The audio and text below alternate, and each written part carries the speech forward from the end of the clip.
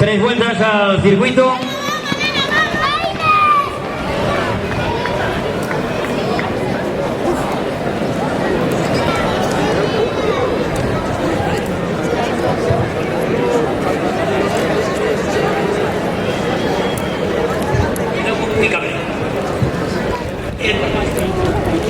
Uy, tío.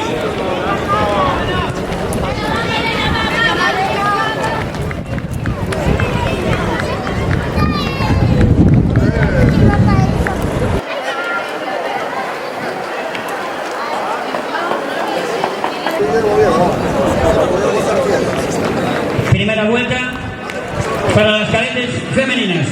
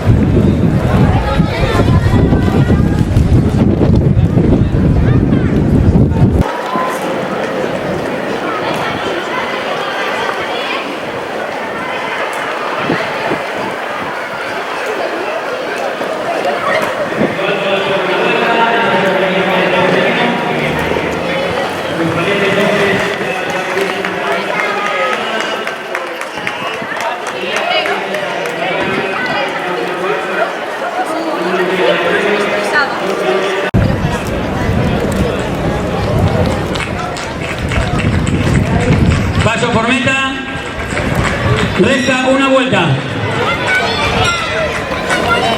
Un final interesante se avecina aquí, se adivina. Resta una vuelta.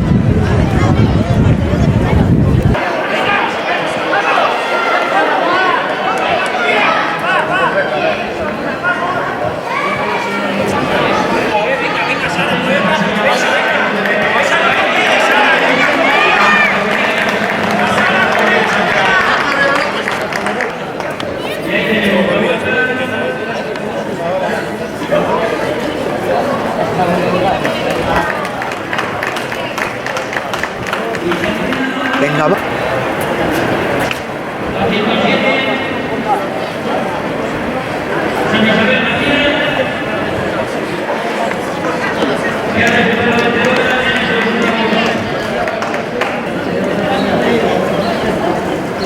Sacado del grupo la 107 San Isabel García, que ha resultado vencedora en estos últimos compases. Vamos a ver las clasificaciones de los jueces, puesto que hubo ahí en el segundo, tercer, cuarto puesto, han entrado muy juntos.